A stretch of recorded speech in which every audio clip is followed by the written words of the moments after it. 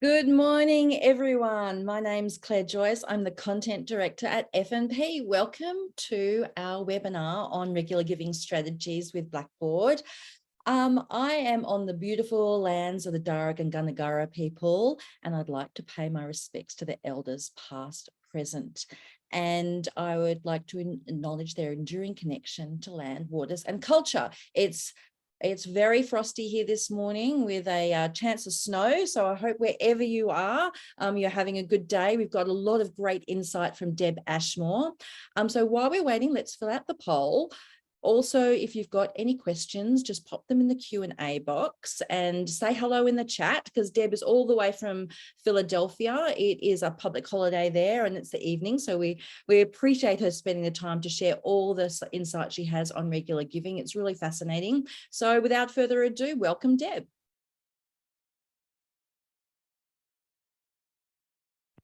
Unmute. There we go. Thank you so much, Claire. And thank you, everyone, for taking time out of your very busy day to join me your morning, my evening. I am just absolutely delighted to be with you. Like I said, my name is Deb Ashmore. I've been with Blackbaud for going on 9 years now. And one of my very favorite things that I do here is facilitate our benchmarking meetings. And one that I have particular affinity for is what we call our Sustainer Summit here in the States. We refer to regular donors as sustainers, and we gather once a year and talk about all things regular giving. So that's what I'm going to be presenting for you tonight, and I'm going to go ahead and dive in. There we go. So what is benchmarking? What is this data that I'm going to be presenting tonight?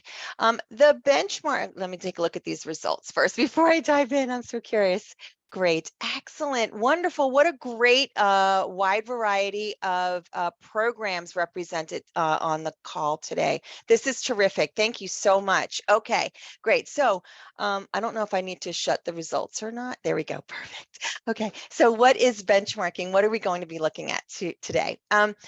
Benchmarking, we bring together a group of, in this case, organizations that are just committed to building their regular giving programs. The meeting that we'll be drawing from the data from has 37 large organizations that participate. These are organizations that fundraise on a national scale. So there are larger organizations here in the States.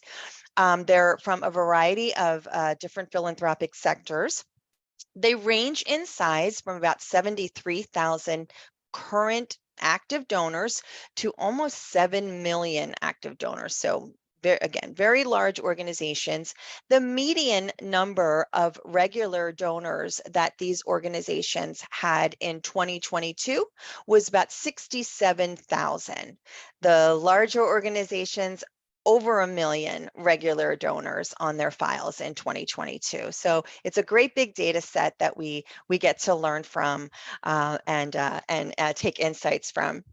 A little bit more about the actual data. It's a US benchmarking group, so the revenue will be displayed in US dollars, and there is a gift cap on these reports. We cap the giving levels, the gift size at $10,000. So gifts of $10,000 or above are excluded. And that is so things like average gift or revenue per donor don't get wildly skewed with very large gifts coming on to the files. So that way we understand more about what's happening with our donors who are acquired and stewarded and cultivated through our direct marketing techniques. The reporting is on a July through June fiscal year period. So whenever I say a year or you see a year written out in the presentation, it's always referring to that fiscal year period. So we're going to be looking at data, the most recent data through the end of June 2022. So the next slide is going to show you the list of the organizations that participated. Of course, I want to thank all of them so much for participating and sharing not just their data and their results that we'll be, we'll be looking at, but their insights and their learning. That's what really makes benchmarking special, right? It's not just seeing how our results are stacking up against each other, but also sharing our challenges and our successes and what we're looking forward to testing or learning more about in the future. As you can see, just taking a look at some of the organizations that that participate, these are again some of the top fundraising organizations, really best in class in the United States. And again, we thank them so much for their participation. So what are some of the things that have emerged in 2022 from our benchmarking meeting? These are some of the key themes that kept kind of bubbling up over our two-day meeting time together. And to say that we've been going through a turbulent few years in fundraising would be putting it mildly, as I'm sure you know. But regular donors did their job. Again, in the States, we call them sustainers because they sustain these programs, and they sure did. As one-time gift donors and emergency gift donors were coming and going, and files were going, wildly skewing, wildly high and then dropping low, and so much happening over the last few years, right? Our regular donors, right, just stayed the course, and provided that nice file stability over this period. A second learning was that regular donors can and should be acquired during high profile giving moments, right? Whether that moment is one which applies to all kinds of different organizations, like a quarantine, right? Or, a disaster that, perhaps one sector is really responding to, or maybe even just a spotlight on your own organization, hopefully a positive spotlight on your own organization for a period of time, that you can see lots of giving happening around any of those times, any of those moments, to be encouraging folks coming to you for the first time and encouraging them to make that regular gift. It's the way to go. It really truly is. And finally, digital acceleration. We've been talking about the growth of digital fundraising for a long time, at Blackbaud and across philanthropy, and it certainly has continued. It may have slowed down a little bit in 2022. It was a rough year for fundraising for most sectors throughout calendar year 2022, and online giving also felt that, but not regular giving. Regular giving continued to increase throughout 2022 online. So there you go. Those were some of the key things that we were talking about a lot throughout our meeting. So let's go ahead and dive into the data, shall we? So how has regular giving driven file growth over time? So first we'll talk about increasing our donors throughout the with regular giving. Okay, so let's first take a look at overall giving. This is one-time gift donors and regular donors combined. For these organizations, these participating organizations, what have the last 5 years looked like? You can see ongoing growth, right? Again, these are very large, very strong fundraising programs, right? Seeing ongoing growth over the 5-year period in both donors and revenue. In the last year, year-over-year growth was 8% for donors and 5% for revenue. I don't have it here on the slide for you, but over the 5-year period, donors have increased by 19%. So 19% growth between fiscal year 18 and fiscal year 22 for these organizations. Now, if we take a look at regular giving, right, this is just looking at donors who make regular gifts. There you see the revenue or donors at the top, revenue down below. And again, you see that nice year-over-year growth in regular giving. Right? Over the 5-year period, the number of donors making regular gifts has increased by 30%. for these organizations at the median, right? So compare that to 19% for overall. And again, you can see, right, how regular donor growth is exceeding, right, one-time gift donor growth. A 51% increase in revenue over that 5-year period. In 2022, more than a third of the participating organizations exceeded 100,000 regular donors on their files. Like I said, the median 67,000, but some very, very large programs in here with great growth. In fact, again, staying with the growth, these growth metrics, over that 5-year period, 16 of the participating organizations, remember there's 37 total, so 16 of them have had growth of 50% or higher in the 5-year period in the number of regular donors that they have. Within that 16, 9 have had 100% or more, so a doubling of their regular donors or greater over that 5-year period. So just rapid growth for their regular donors. And again, in the last year, almost all of the organizations that participated saw their regular donors increase. 78% of the organizations saw an increase in their regular donors, and 86% saw an increase in revenue from the regular donors. So those regular donors coming on board, staying on board through higher retention, right, really helping to build these programs. So now let's take a look at what share of all donors made regular gifts over the 5-year period, and we're going to break the organizations out now by the sector in which they fall into. So there are organizations representing 6 unique sectors.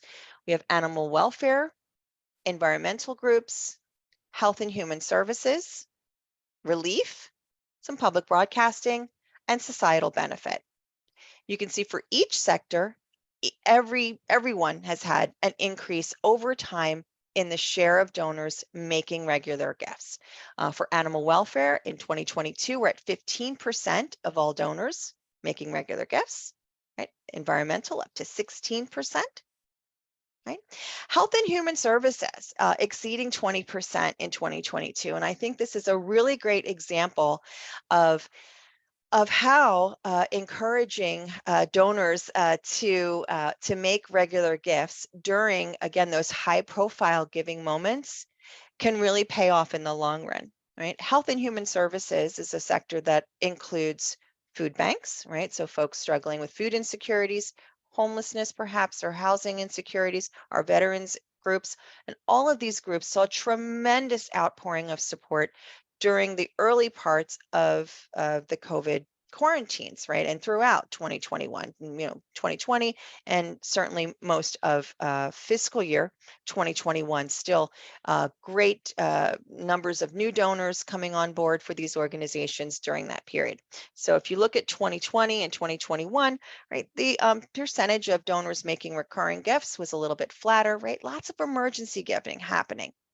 Then what happened in 2022? That emergency giving for the pandemic slowed, right? It slowed considerably, a lot fewer new donors coming on board.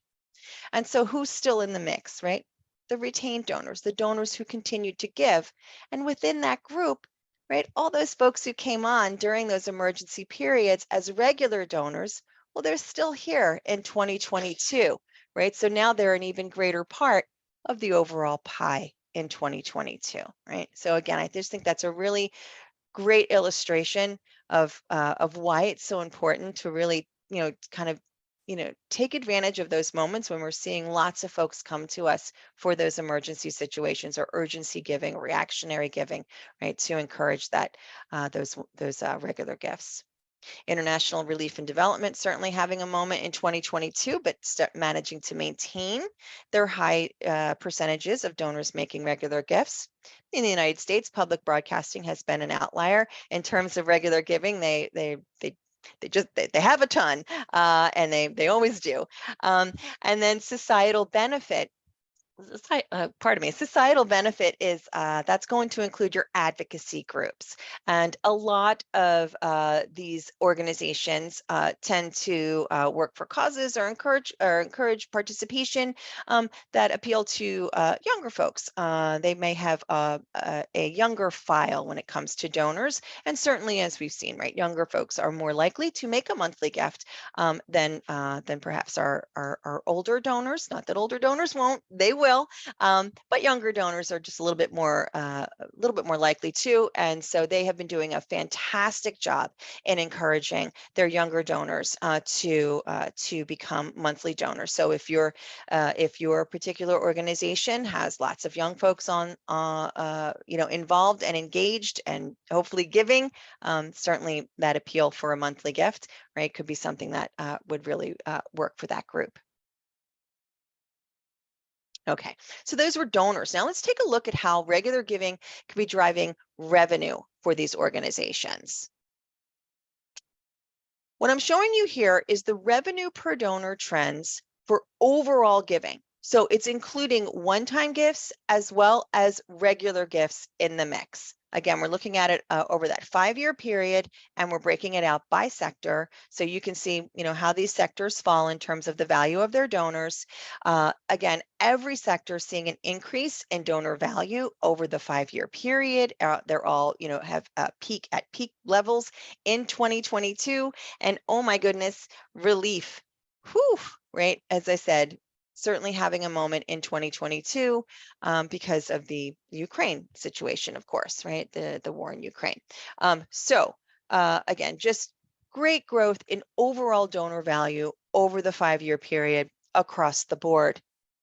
When we take a look at the same breakout though, but only include donors who make regular gifts, notice that again, we see those same trends, right? Increasing donor value over the 5-year period for, every sector. And every sector, the value of the regular donors is higher than it was for the overall, right? For every key sector, right? We're seeing that increase in donor value for regular donors. So regular donors generally outperforming overall, certainly one-time gift donors and the overall revenue per donor. So quite valuable. So again, the increase in volume and increase in value of these donors absolutely driving increases in revenue for these groups. Here's just a flat comparison. One-time gift donor revenue per donor versus the regular donor revenue per regular donor.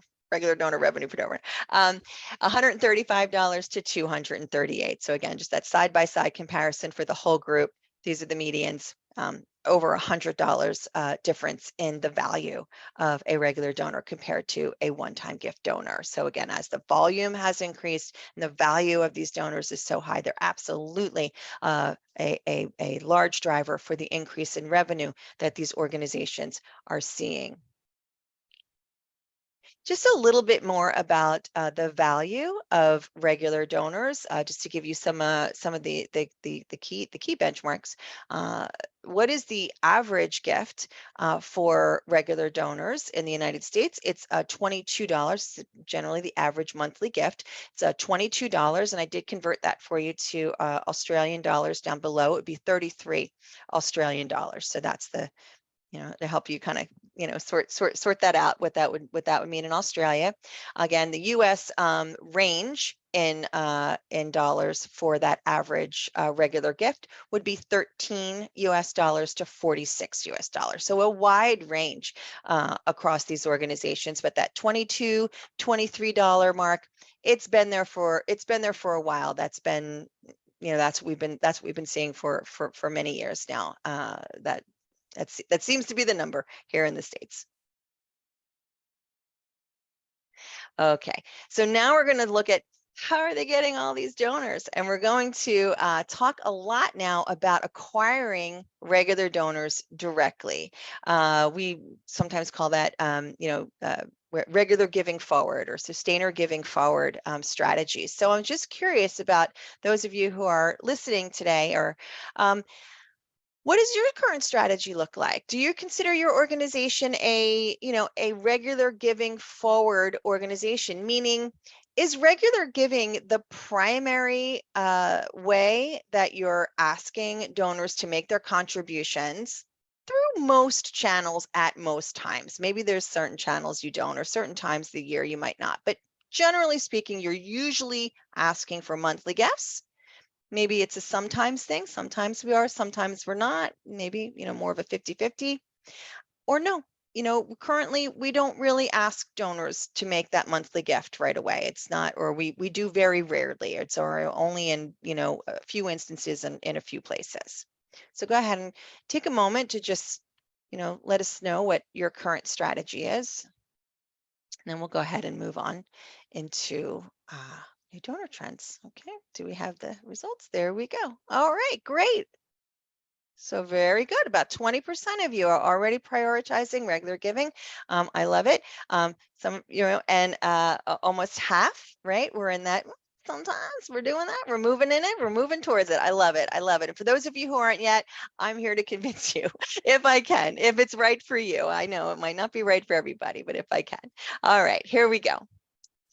So first, let's take a look at how these particular organizations are performing overall with new donors. And, if you think about what's been happening in the world in fundraising, I think this is probably a pretty, not too unusual trend here, with that dip following 18 and 19. New donors were getting a little hard to come by. And then COVID happened, again, a period of great donor outpouring across many different organizations for many different reasons, many seeing increases in new donors in 2020 and 2021. 2022, this group continued to see an increase in new donors, and that may not have been the experience for you and for lots of organizations. This is kind of unusual, this 2022 trend. So when we dig in a little bit deeper and we look at those new donor trends by sector, we see it's really just two sectors that are driving that, that increase in new donors. For animal welfare, environmental, health and human services, the new donor counts had declined through that into 2022, right, through fiscal year 2022. I'm sure if this was calendar year data, we'd probably be seeing even steeper declines because it got worse as the year wore on. International relief is one of the few sectors where there really was widespread giving, new donor acquisition happening because of Ukraine primarily. Other little things, I shouldn't say little things, but other things happening, of course, too, but mostly it was Ukraine driving big donor acquisition in 2022. Societal benefit, again, remember that includes our advocacy groups. There were some Supreme Court decisions that happened in the first half of calendar year 2022, which certainly could have driven an increase for enough organizations within that sector to drive that median, upwards for them. But really, it was all about relief in 2022. So you can see if you weren't a relief sector and you had some declines in new donors in 2022, you were not alone. Okay, it was a tough year. So this is overall new donors, right? So now let's take a look at the percentage of new donors who were acquired directly as regular donors. And again, these are medians. In 2022, we're looking for silver linings for new donors, and one of them is certainly that a higher percentage of them were acquired as regular donors. We're back up to that peak 11% for this group. But I'll tell you, I take a look at this and I say, well, that's good, and that's great. However, there hasn't been a whole lot of change in this figure over the last 5 years. If you notice, it's only changed by 2 percentage points, from 9% to 11% over that 5-year period. I think this is one of the biggest areas of opportunity that continues to exist, even for this group who've been highly committed to growing their regular giving programs for many, many years. This still remains an area of opportunity, right? Direct acquisition of regular donors. let's take a look here. Taking a look at the percentage of new donors who make a regular gift in their first year by sector, right? Again, some good news is that we see for most sectors that that percentage is increasing, right? Some ups and downs along the way for some, but if we just look at 2018 to 2022, right, just about every sector is seeing that increase in new donors coming on board as regular donors, right? Animal welfare up to that median of 11%. Environmental, it's eking up slowly but surely up to 5% in 2022. I will take a moment to just say that a lot of this it could be dependent on how donors are acquired in the first place. And some of these environmental groups have enormous direct mail acquisition programs, right? And they're just still building their digital acquisition programs. They're growing, right? But that's still an emerging place for them, and they may not be doing canvassing yet. They may not be doing direct response television yet, right? So a lot of it has to do with how they're acquiring their donors, and we know that it's difficult to acquire regular donors through the mail. So, I'm going to cut them a little bit of slack there and say that's likely what's keeping those numbers pretty low for environmental. Again, Health and Human Services, what a great success story for them, right? A real, eye opener when you see this data about how they took what they learned during those COVID years, seeing all those new donors come on, and that, you can inspire folks to make those ongoing monthly gifts, and just, kind of using those lessons and keeping it all going, and now seeing a much greater share of their brand new donors making regular gifts in 2022. International Relief and Development seeing a bit of a decline, right? A decline in 2022. And remember what's happening: emergency giving. And a lot of times emergency giving, even if you are regular giving forward, and even if you're asking for monthly gifts as the first ask during an emergency situation, right, you can still see a lot more one-time gifts come in during those periods. So I think that's what we're seeing here.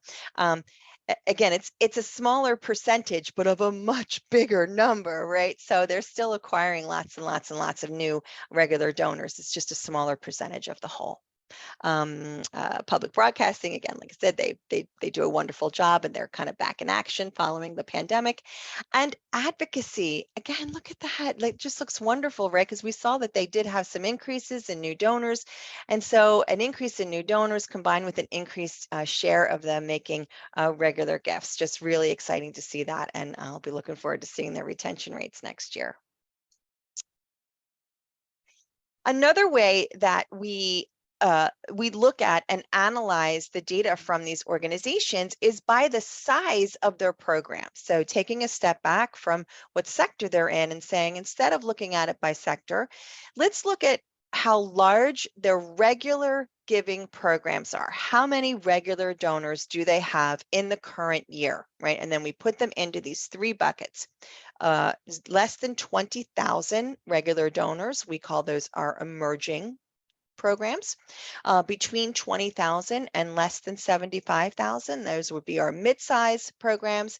And then organizations with 75,000 or more regular donors are the large programs. And again, you can see, well, I don't know if you had those commercials. I always think about it when I see this. There was these commercials used to run in the States about, these really posh folks sitting around and drinking a not so posh bottle of wine. And they would say to their friends, well, how do you think we got so rich? And I think of that all the time when I see this, right? That these organizations that have a lot of regular donors, they have a lot of their brand new donors making regular gifts. It's like, well, that's how they got so big, right? They're asking their brand new donors to commit to regular giving right from the get-go. So very high percentages there, and some nice growth for our mid-sized programs. We're going to be seeing that a lot. It's kind of a theme that runs through several of these slides, that mid-size had some nice big growth in 2022, and we'll talk about that in a bit. So What are the key sources through which these organizations are acquiring their donors? I alluded to it a little bit earlier, but really here they are. For particularly the large and the mid-sized organizations, we'll see in a moment, right? Face-to-face street canvassing is really one of the key ways that these organizations have grown their programs and continue to grow their programs in terms of regular giving. It is one of the best places to acquire regular donors. In 2022, of those organizations that have face-to-face street canvassing programs, 54% of their new regular donors were acquired through that channel, right? They lean on that channel a lot. Again, a really interesting thing to note, if you look at this and you just look at the colors, right? If you look at that face-to-face street, that sort of gray clayish color, right? And you look at web digital other, the orange, right? It's almost like it's an inversion, right? Like if you could do like some kind of like, flip around, Tetris move, right? You could like fit the digital right into the canvassing. You can see where when COVID happened, right, and the quarantines happened, right, and Canvas programs were put on pause or canceled or held or could only be in one city and not in this city, right? A lot of disruption in that channel in 21 and 20, right? And so where where we saw some of the slack getting picked up was in digital, right? That's where a larger share then of donors were acquired through digital channels. And now with canvassing coming back, right, a smaller share of new donors are acquired through digital. Not necessarily a smaller number are coming in through online. It's just that, again, the pie is changing, right? Note when you think about digital, you think about all three. Sorry, let me back up and explain a little bit about what these sources are. I might be getting ahead of myself a little bit. So email is email, right? Send out an email, someone clicks on a link, they make the gift, right? It's coded as email. Digital ads is something going out into the internet. Again, somebody clicks on that ad, whether it's a Facebook or a search engine or some other ad somewhere else, and they come back to your using that link, they come back and make their donation. Web digital other just means we're not sure. We're not sure what drove them to the website. All we know is they made a donation on your online donation form, and we're not quite sure, what their path was to get there. It's web digital other. It's still the largest share of donors, right? Are just kind of showing up there. Maybe they got a piece of mail. Maybe they saw your ad on television. Maybe they saw your billboard. Who knows, right? But they went online and made their gift. It's still the largest share. But look at those digital ads, that beautiful turquoise color, just growing, right? Just getting larger and larger as it goes from 6% up to 16%. Right. And finally, direct response television as well is a growing channel for a lot of these organizations. A lot more organizations getting into or getting back into television. I'm going to talk about that a little bit more in a second as well. Let's see, what else about digital ads? Yeah, I made a little side note there for you as well. I just brought in just a little bit of information from outside of this data set, just that I thought was really interesting. This was from a study done by a group called M&R here in the States. And again, what they found is that online giving in general, they just focus only on online giving. And what they found that overall online giving saw declines in 2022, but not from monthly giving. Monthly giving continued to increase online. So like I said, when we saw any declines in overall giving, right, monthly giving continued to increase. And here, I'm just focusing on those mid-size and larger regular giving programs. This is donors acquired. This is regular new donors acquired as regular donors through canvassing. What percentage of all of the donors acquired were acquired through canvassing? And so again, for those organizations that do canvassing, have canvassing programs, right? We see 61% for those mid-sized programs, right? With 38% for those larger programs, right? Of all of their new regular donors being acquired through canvassing. So it's definitely a contributing factor for these organizations, for that growth for these organizations. Yeah, but can I Yes, ask a quick question while we're in there? please Because do. in the chat, Deb and I Mhm. discussed this before. She was happy for me to butt in. I just want to check out.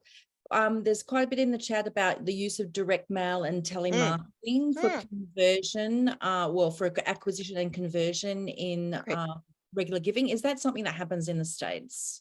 That's a great question. Yeah, it's a great question. So I'm going to talk about conversion in just a moment. We'll look at it a little bit more, but yes. So direct mail. Direct mail acquisition, renewals, most of the time what organizations who, again, that we consider, regular giving forward, are very committed to growing their programs, they'll include it. They'll include an option to do it monthly, right? Make that monthly gift.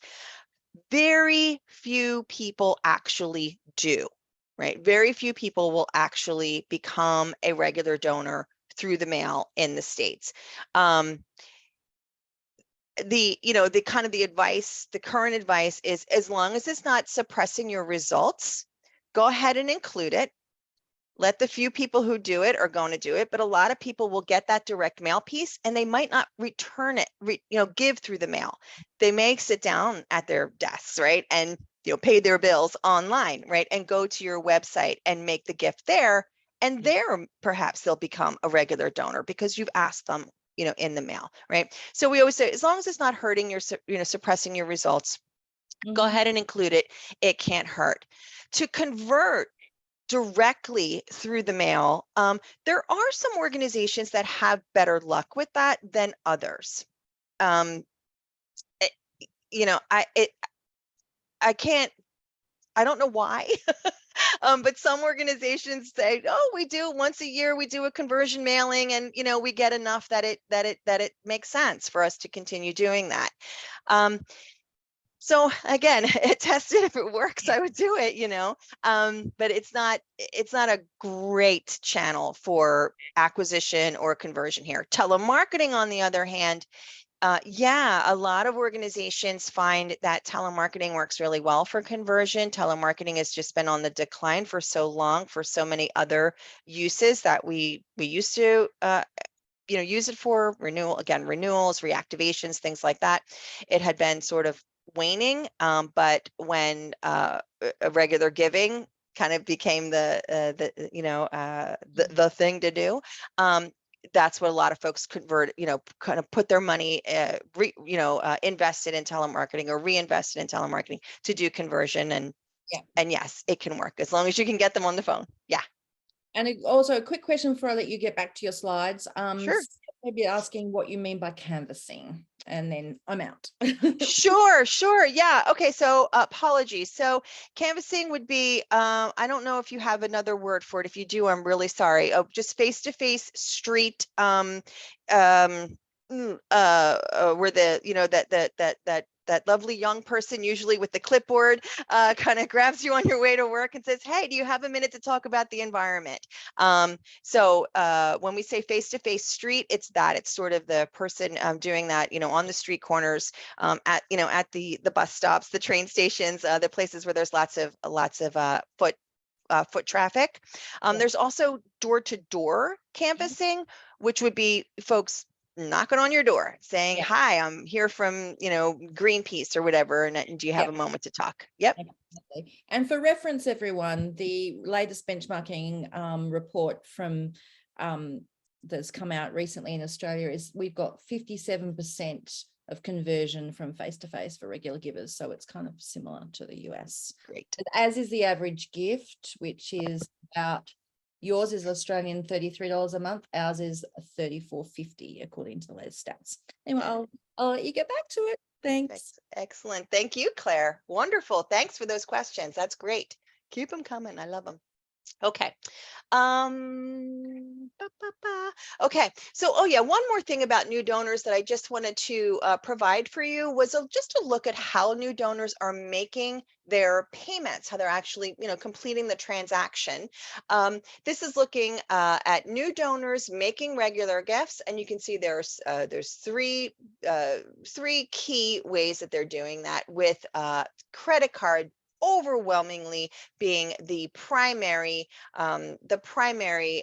way that folks are continuing to make their gifts. 84% of monthly donors, and these were new monthly donors, chose to use a credit card to make their gifts. About 4% do it through EFT or direct withdrawal from their bank accounts, and 10% using what we coin online/digital payment methods.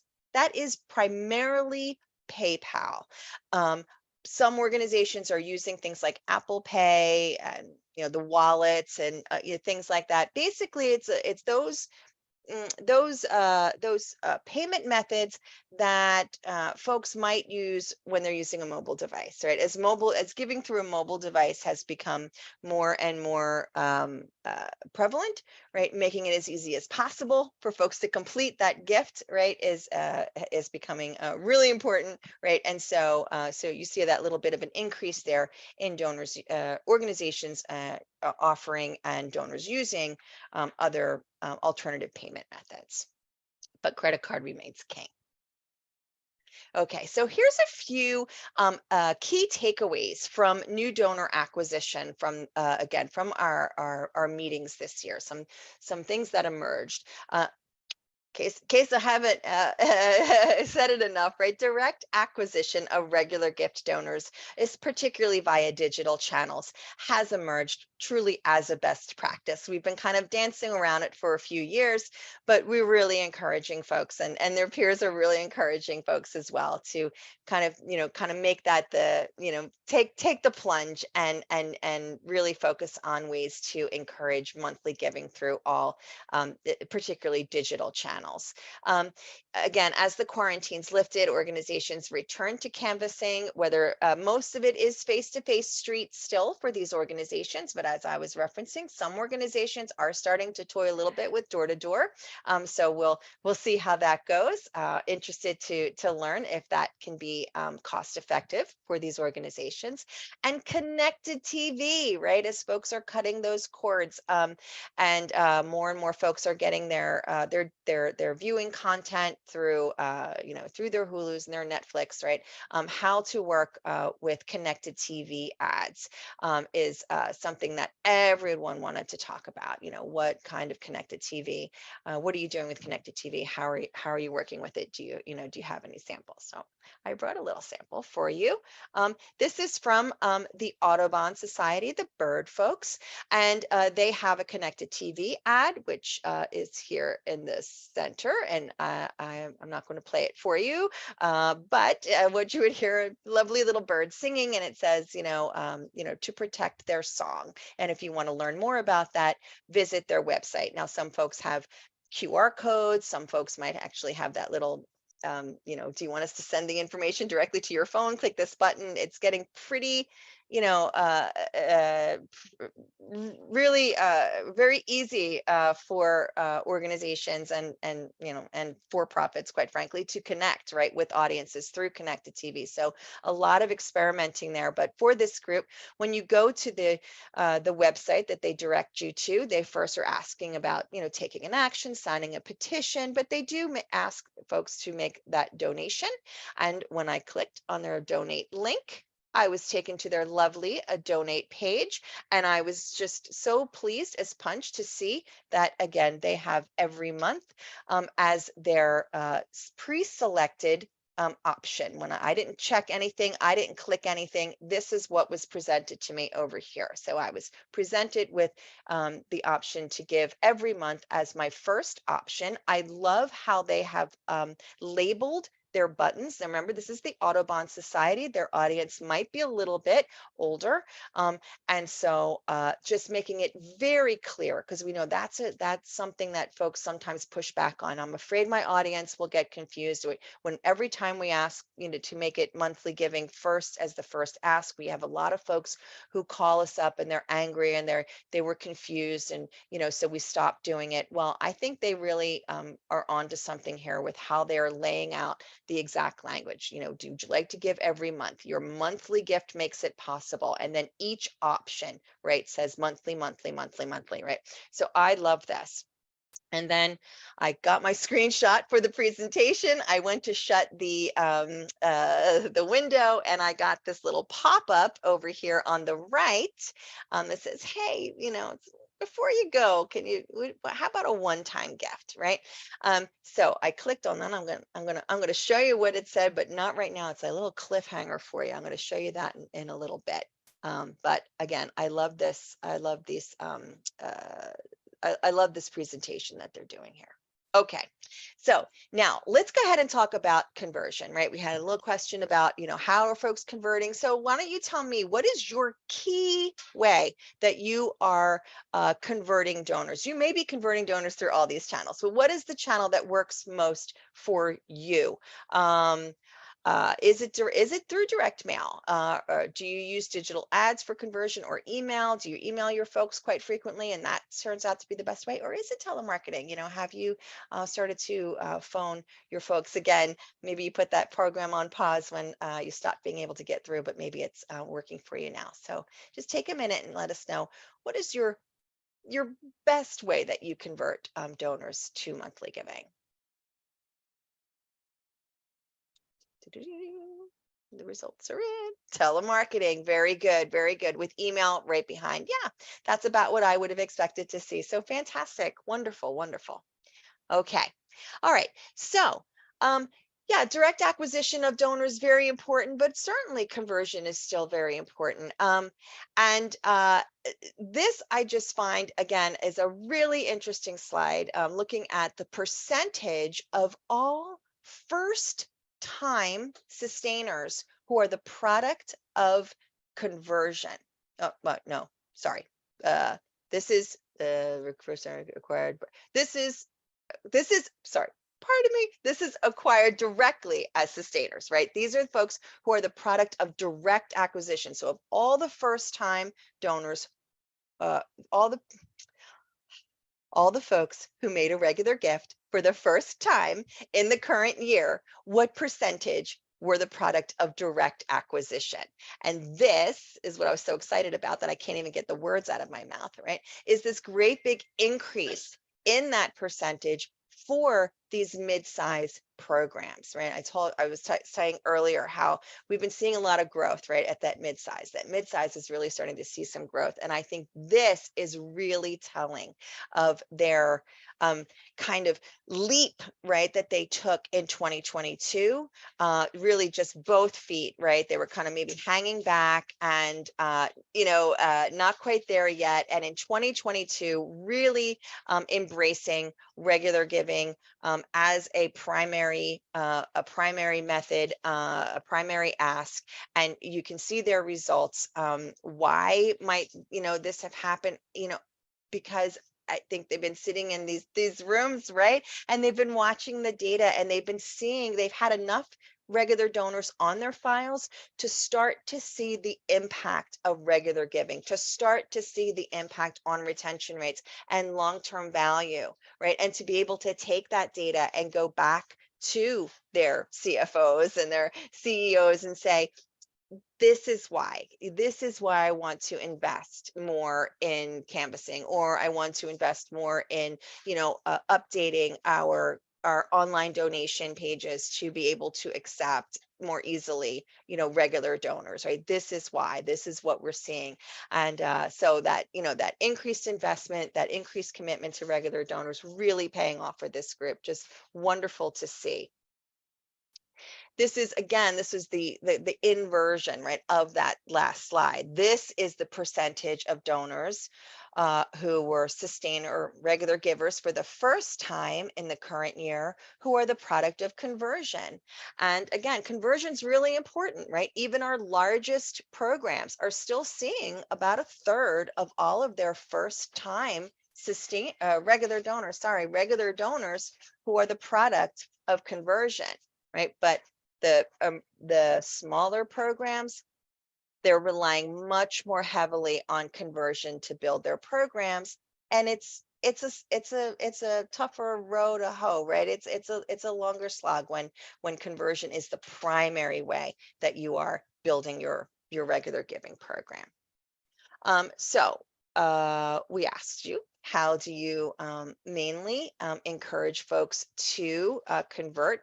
This is the percentage of donors converting through what channel, right? Of all the donors who converted, what percentage converted through the various channels? There's your telemarketing at about 8%, right? For this group, email is a key source for conversion, right? They email a lot to their one-time gift donors to encourage them to convert. If you were to add, right, all of the digital methods, email, digital ads, and web digital other, right, it's almost half of all donors converting through digital. So, using those digital spaces is a great tool.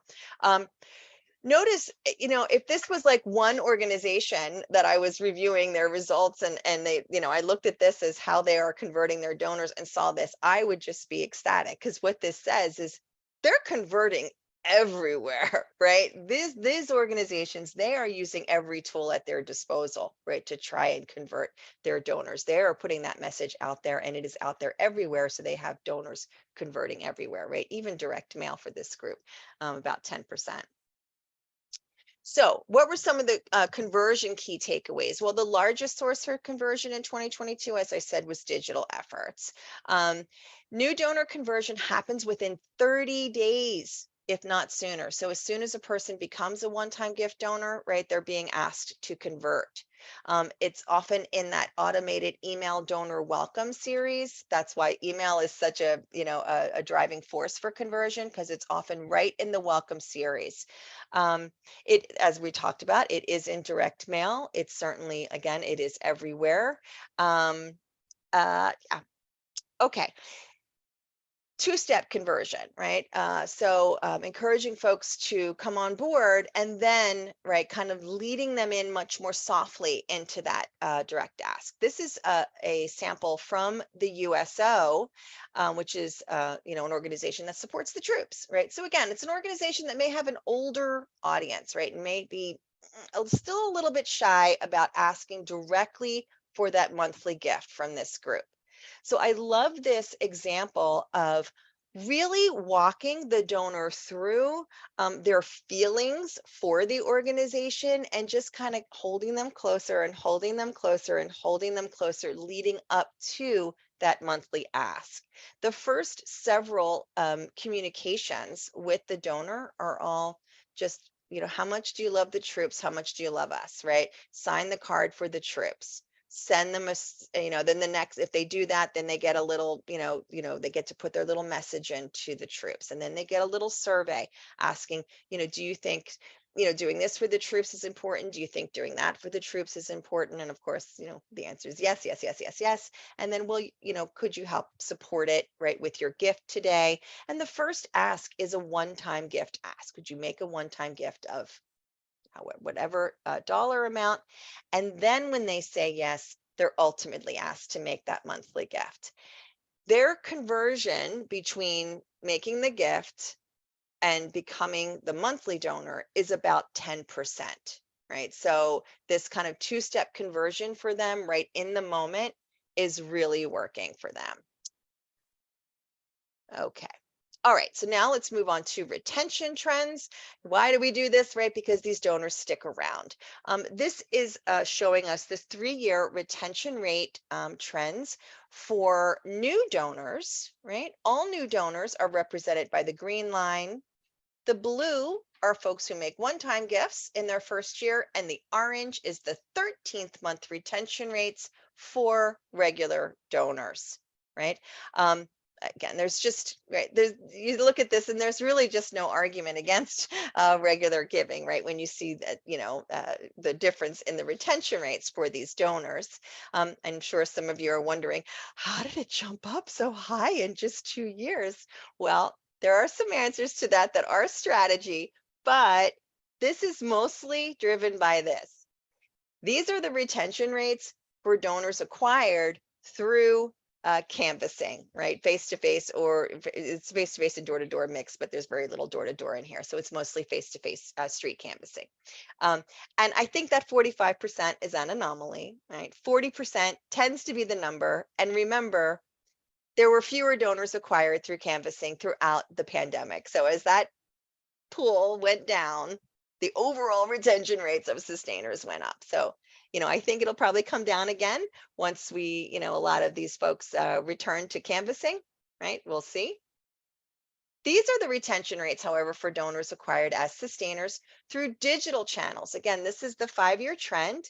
It's down a little bit in 2022, but still really high at 66%.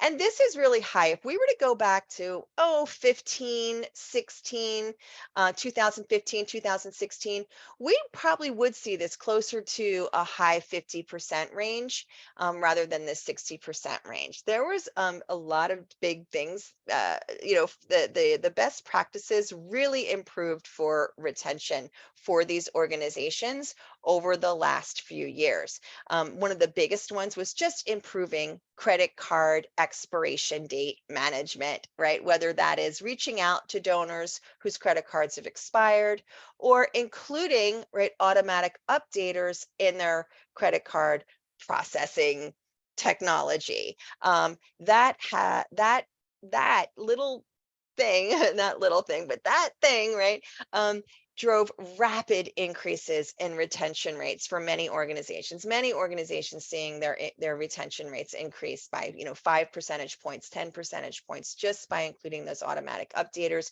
which I know Blackbaud Pacific has been working on and getting ready to launch. So those of you that are using Blackbaud payment processors, that's coming very soon.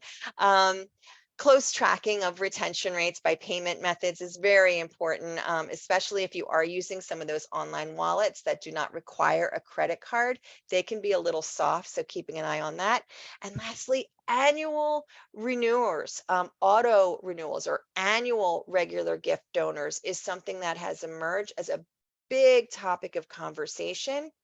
Folks had auto renewers for a long time, but they didn't used to renew any better than a regular donor, right? A regular cash donor. But since we have gotten so much better at managing our credit card processes, what we found is that folks who are annual regular givers, right? They give every year automatically.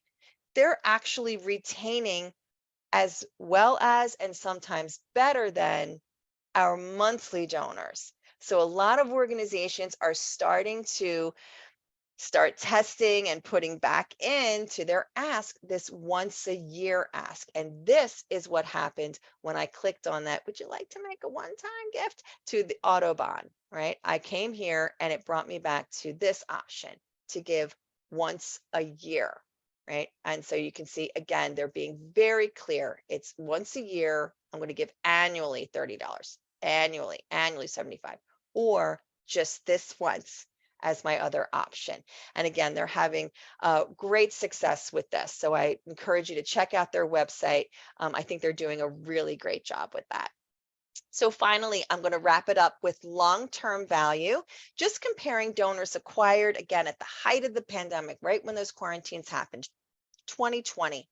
Donors acquired as regular donors back in 2020, over half are still giving in 2022, compared to just 19% of donors acquired with the one-time gift. And the value at the end of their third year of giving for those donors acquired in 2020 as regular giving donors, almost $400 compared to $144 for the one-time gift donors acquired during that same period. So again, you really can't argue with the data when it comes to acquiring these donors. So I know I'm very fast and I'm all out of time. So we can help if you have any more questions about anything that we talked about. Please don't hesitate to reach out. My email address is there. I'd be delighted to speak with you. If you're interested in benchmarking, it is returning in Australia in 2024. But we have lots of tools and that we can help you with your program. So do we have any questions? I mean, I'm happy to take questions. I know we're at time, but Deb, we have heaps of questions. uh, So we just, like everyone out there, thank you so much for your questions. Thank you so much for being with us. We know that many of you have to go off to meetings now and things, but we might continue for a little while just so you get the questions from Deb, the answers to the questions from Deb, and you can go back and watch the end of the recording when you receive it in your email in the next few days. So shall we get started? Let's have a look and see where we are. Okay. Emma, what is the rate of single donors who convert to regular donors, or do people generally start off as regular donors without a single gift first? what is the rate at which donors convert? So of all the new donors, what percentage who come in as a one-time gift donor, what percentage are converting to, that's a great question. So obviously it varies, but I'm going to say a median for this group for conversion in their first year is probably about 1 to 2%. So if a brand new donor and within that first fiscal year, maybe 1 or 2%. So right away, 1 or 2%. By the following year, it's a little bit higher. I've seen it as high as 10% for some benchmarking groups. For this group, it's probably more like 6 or 7%. So does that make sense? So before they renew, right, the next year, right, kind of getting in there. Yeah.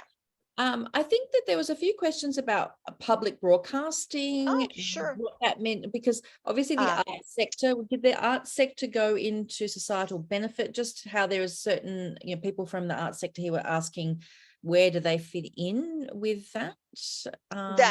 Yeah, it's a great question. They're kind of considered like their own cats here in the United States. They're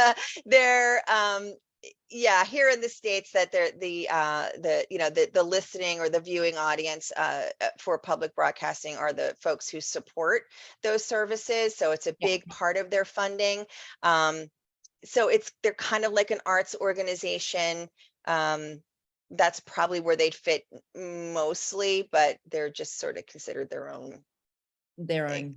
Yeah, because they have the drives, no organization has a microphone the way they do. Yeah, true. Yeah. Do you it was in the international development and relief category, did that include child sponsorship? It does technically, and there are some child sponsorship organizations in there, but they're very few. Right. Okay, cool. Okay.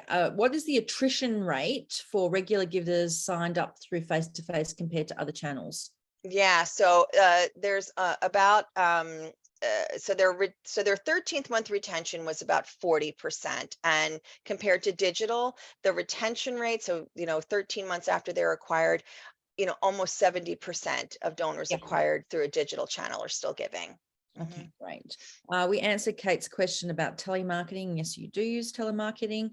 Lauren asks, DRTV is a powerhouse channel for regular giving, but seems to be entirely dependent on a very hefty media budget. Is there a way to effectively start a small scale DRTV campaign? Oh, that's a great question. I don't know. I mean, I think, I think that maybe connected TV might be a way just to kind of start getting your feet wet in that, right? It's sort of that same kind of video and yeah. What do you mean by connected TV, Eve? Oh, sure. Connected TV. So it's like a hybrid, right? Because so many of us now, we no longer are watching live television, right? We're watching or we're consuming our content through right? Netflix and Hulu and things like that. And some of those services still provide ads. If you're like me and you have the cheap Hulu subscription, I see ads when I'm watching it. But they're not like, I mean, they look like regular television ads, but because it's the internet, I'm technically watching this program Gotcha. through the internet. It can do things like I said, it'll say, do you want us Yeah. to send you information? And I'll say, Yeah. sure, and it sends it to my phone. It's like a miracle. I don't know how it works, but Um, but yeah, so it's sort of like I said, it's kind of this hybrid between like direct response television and digital. Okay, Mhm. lovely. Thanks, Deb. Emma asks, given this is based on US information, I'm interested to know thoughts on how much the political landscape has influenced giving in sectors. Yes, a lot. Yeah, so it's particularly all over. I mean, I'm like all the examples are kind of running through my head as you ask that question. I mean, certainly, back in 2016, 2017, when Trump was elected, we had something called the Trump bump here in the United States, where lots of different sectors saw increases in giving because of thoughts about how administration would change, right, certain things, however, whatever side you fall on those issues. So yes, yes, it does. Yeah, it's a big Everywhere. question, but yeah, yeah. When we're talking about canvassing face to face, we've Yeah. got a few Hmm. questions here about the best methods. Obviously, there's Hmm. street, door to door, Hmm. and where the acquisition sits in terms of long-term giving, which I think we are in terms of a few years, you can see it's very high. Yeah. And also about how that might work for small nonprofits who don't have brand recognition but have an emotionally engaging ask. So perhaps if we could just do a little bit further on your canvassing option. Um, yeah, so yeah, that's a tough, right? And canvassing, it can be quite expensive as well, right? Yeah. It is an investment, right? For sure.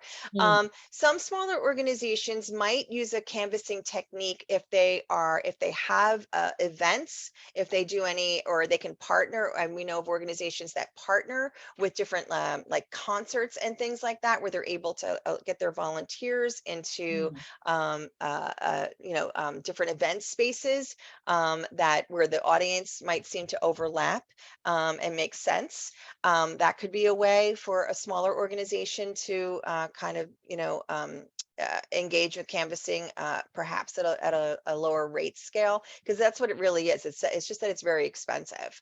yeah, that's true. Hmm. Yeah, okay. So we have door to door, face to Mm. face in the street, and perhaps at events is a good Hmm. methods to do canvassing. Great. Um, I'm not sure about connected TV in Australia. Isn't that terrible? I don't watch enough, enough I don't know. TV. But No, that's not terrible at all, Claire. um, how important are dollar handle descriptions in driving regular giving, Deb?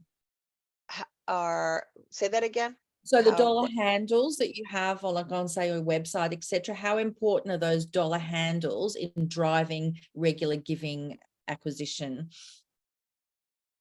So you mean the ask amounts? Yeah, the ask Yeah, amounts, yes. yeah. Um, well, I mean, I do find that I think it's important. I think it's important to know your audience. I think it's important to test those ask levels. I when one of the first things that I'll look at when I'm doing a review, an individual review, is what is that average gift, and is it too high? Right, Mm, because if it's really high and it's not, like you said, a child sponsorship organization, yeah, I might say, what and I'll look at their website, and sometimes what happens is, it'll the ask string will be set up for one-time gift giving. And so mm, I'll say, oh yes, I want to give $100. And they say, well, do you want to give monthly? And it's like, do you mean $100 monthly? yeah, No, that's like, like, so being very clear on the web about what exactly you're asking, what exactly you're asking the donor to do, and making sure yeah, that those ask strings are reflecting yeah, a reasonable.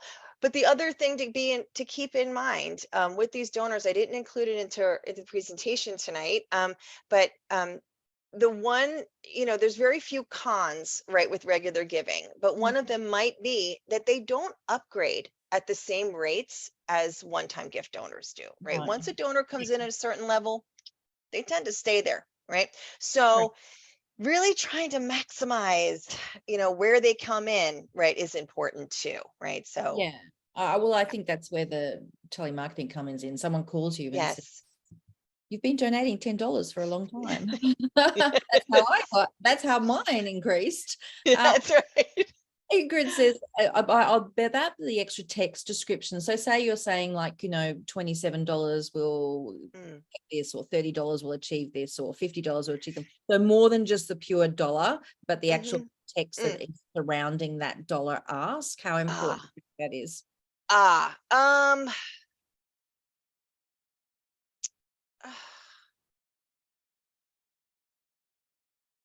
You don't see it a lot, and organizations still tend to do well, right? I mean, I think it's compelling. I like those messages, but some organizations, it just doesn't translate very well. It's just very difficult to do. And so they don't, right? They just don't do that kind of messaging because it just doesn't make sense for them. And they still manage to get lots and lots and lots of regular donors. So, I wouldn't say it's not important or it's not compelling, but I don't think you have to do that in order to encourage regular giving. Okay, great. What acquisition strategies would you suggest for micro organizations? Your small organizations would be mega organizations in New Zealand, says Helga, total population of 5 million. So where would you recommend Helga to focus her time? For regular giving acquisition, it's digital, right? Digital ads, if you're able to, right? Campaigns online, driving folks online, using again, tools that will, even in your direct mail, if that's where most of your acquisition happens in direct mail, you're again directing them online, and then telemarketing, right? And conversion. Yeah, for sure. Susan asked, the results are derived from rather large organizations. Does the trend remain similar for mid-sized to smaller organizations, and any data trends for educational institutions? I think they're also quite a different beast. Yes. Okay. So smaller organizations, okay.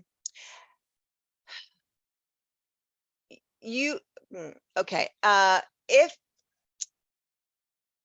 smaller organizations can have great success with regular giving.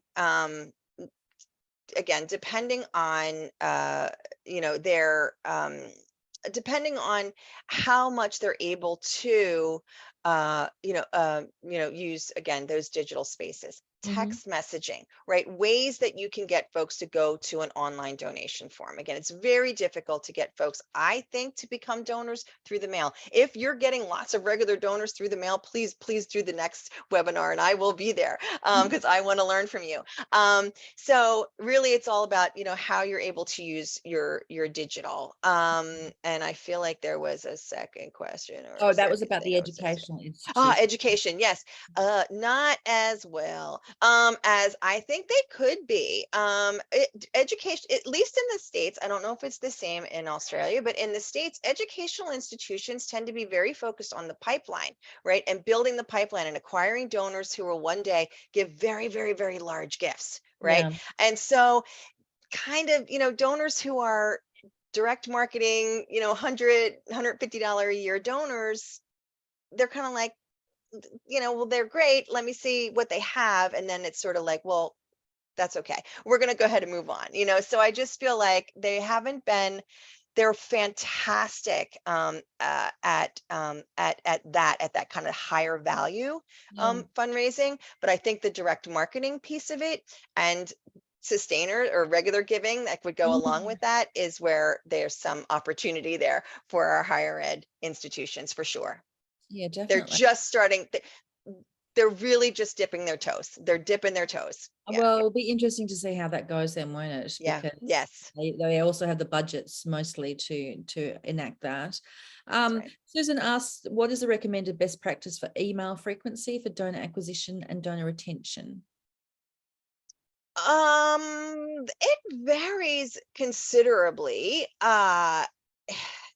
You know, we always see that folks who send the most get the most. Now, you know, I know that right. I know that is there's so much more to it than that, right? There's, you know, the donor's going to tune out, or, you know, are you going to, you know, is it effective? Is that really how you want to be communicating with your donors? There's a lot more to it than that, but you know, that's we see it time and time and time again.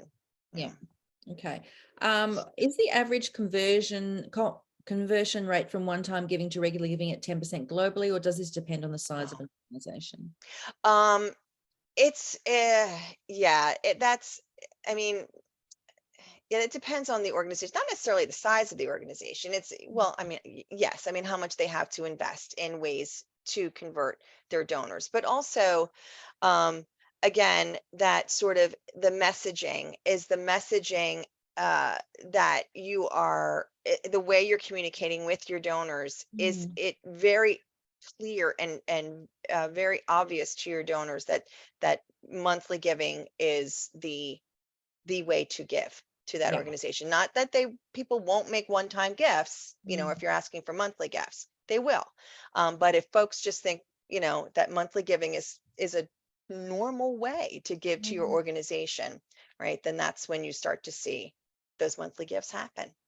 Okay, great. This is an interesting question from Julia. Do you have any benchmarking for regular giving as a gift? Like as a gift from one person to the other, a present, a gift? Oh, no. Interesting, isn't it? It Yeah. is interesting. It Yeah. is interesting. I just No. think from a personal perspective, that's a great thing to give to someone who already, you know, you don't want to add to the burden of all the things in the consumer is so kind of like life Right. by giving them a gift to a charity, a regular Yeah, giving. Yeah. for sure. But we don't have the answer, I don't think, Julia. Sorry. No. Mm-mm. No, it's um, almost like, you know, I'd be curious, you know, who I might look to for that. Folks maybe in the publishing field, like magazine publishers, where you can give a gift for like yeah, a year, and yeah. then the magazine tries to, you know, To convert retain them, the yeah. subscriber. Yeah. Yeah, true. Yeah, okay. I think we've answered the ones about public broadcasting. Shalina asks, what would be the significant differences on regular giving strategies between the US and Australia that worked or not? I'm not sure if you are across that, Deb, or whether that's a bigger question. Yeah, I think so. I think that's probably a much bigger question. I mean, we did do Australia benchmarking for a few years, and I had the great pleasure of being involved with that and facilitating those meetings. And honestly, I don't remember a whole lot of, you know, big differences, or, you know, big moments where I was like, wow, I mean, that's Yeah, really different. You know, mostly it was trying not to say sustainer the whole time, you know. yeah, So you know, I think it's fairly similar, you know, it's a yeah, fairly similar practices and techniques. yeah. I Mhm. think so too. What are your thoughts, asks Sue, about automatic price increase in the regular giving space? Interest. Oh my God, the automatic price increase. It's so scary. And we all say, someone do it. No, you go first. No, you go first.